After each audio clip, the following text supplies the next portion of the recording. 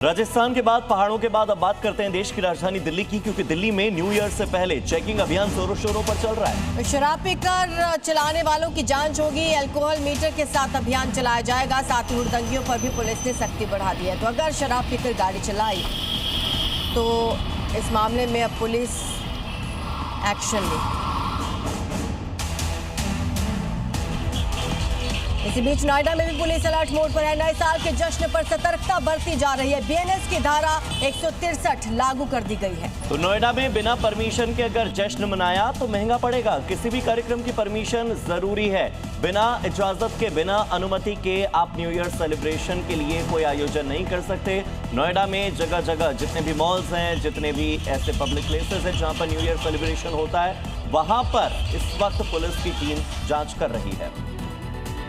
तो चलिए आगे बढ़ते हैं। नए साल को लेकर योगी सरकार एक्शन मोड में नजर आ रही है। साफ संदेश दे दिया गया है कि जश्न मनाइए, लेकिन कानून तोड़ने की इजाजत नहीं है। मथुरा से लेकर नोएडा और बरेली तक योगी फोर्स एक्टिव है।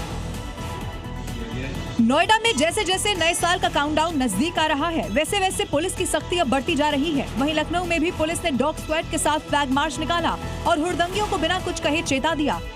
धार्मिक नगरी मथुरा में ड्रोन कैमरों से हर गली, चौराहे और हर भीड़ पर नजर रखी जा रही है। संवेदनशील इलाकों में बड़ी संख्या में सादी वर्दी में पुलिसकर्मी तैनात किए गए हैं। बरेली में बर्थडे पार्टी के नाम पर मारपीट और उत्पात मचाने वालों को यूपी पुलिस ने तुरंत गिरफ्तार कर साफ कर दिया कि नए साल बिगाड़ने वालों के लिए जेल ही जश्न की जगह बनेगी। योगी फोर्स की साफ चेतावनी है कि जो नियम तोड़ेगा उसका इलाज तुरंत होगा। इधर मेरठ में भी सुरक्षा सख्त कर दी गई है। शहर में पुलिस का चेकिंग अभियान लगातार जारी है। मेरठ के जितने पब्स हैं, जितने क्लब्स हैं, जितने रेस्टोरेंट हैं, वहां पर पुलिस का चेकिंग अभियान चल रहा है। शराब पीकर गाड़ी चलाने वालों की भी जांच की जा रही है। ब्रेथ एनालाइजर के माध्यम से मेरठ में भी जो लोग शराब पीकर गाड़ी चलाने वाले हैं उनकी जांच हो रही है। हुड़दंग करने वालों की भी पहचान की जा रही है ताकि शहर की जो कानून व्यवस्था है वो बनी रहे। आपको अलग अलग तस्वीरें दिखाते हैं कि किस तरह से कानून का पहरा है नए साल पर। तो ये देखिए 8 तस्वीरें हैं आपकी स्क्रीन पर। दिल्ली से लेकर लखनऊ, नोएडा, ग्वालियर, उज्जैन, अहमदाबाद, कटरा, बनिहाल में किस तरीके से पुलिस ने फ्लैग मार्च किया और लोगों को आगाह किया। पुलिस अलर्ट मोड पर है। नए साल के मद्देनजर हुड़दंगबाजियों पर खास तौर पर नजर रखी जा रही है। अयोध्या में रामलला की प्राण प्रतिष्ठा के पूरे हुए 2 साल। रामनगरी में होगा आज भव्य समारोह। सुबह 11 बजे अयोध्या पहुंचेंगे रक्षा मंत्री राजनाथ सिंह और सीएम योगी आदित्यनाथ। अनुष्ठान में शामिल होंगे दोनों नेता। पश्चिम बंगाल में बाबरी मस्जिद के निर्माण पर गृह मंत्री अमित शाह का बड़ा बयान। गृह मंत्री बोले, बाबरी के बनने से बिगड़ सकता है माहौल। चुनाव के लिए टीएमसी कर रही है मंदिर मस्जिद की सियासत। ममता के 15 साल में सिर्फ डर का माहौल। उत्तर प्रदेश में बढ़ाई गई एसआईआर ड्राफ्ट रोल की तारीख। अब 31 दिसंबर की बजाय 6 जनवरी को आएगी ड्राफ्ट वोटर लिस्ट। आपत्ति और दावे दर्ज करने की तारीख भी बढ़ाई गई। 6 मार्च को जारी होगी फाइनल वोटर लिस्ट।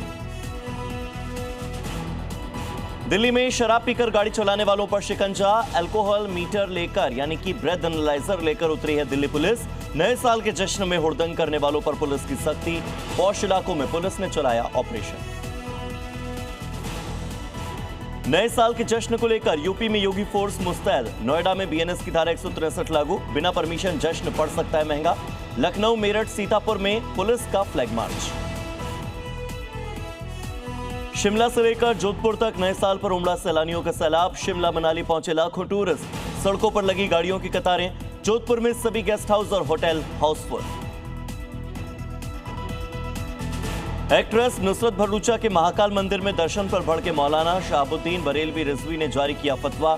मंदिर में जल चढ़ाने और पूजा करने को बताया शरीयत के खिलाफ। नुसरत से तौबा करने को कहा। सोशल मीडिया पोस्ट को लेकर अहमदाबाद में बढ़ा बवाल। 2 गुटों ने एक दूसरे पर किया पथराव। 2 दिन के अंदर दूसरी बार हुई झड़प। पुलिस ने ड्रोन की मदद से उपद्रवियों को पकड़ा। खेतों में छिपे हुए थे पत्थरबाज। बांग्लादेश की पूर्व प्रधानमंत्री खालिदा जिया आज होंगी सुपुर्दे खाक। दोपहर 2 बजे संसद भवन के साउथ प्लाजा में होगी नमाज जनाजा। विदेश मंत्री एस जयशंकर अंतिम संस्कार में होंगे शामिल। और तुर्की, स्पेन, जॉर्जिया और रूस समेत कई देशों में बर्फ से फ्रीज हो चुकी है जिंदगी। रूस का याकुत्स्क शहर बर्फ में जमा।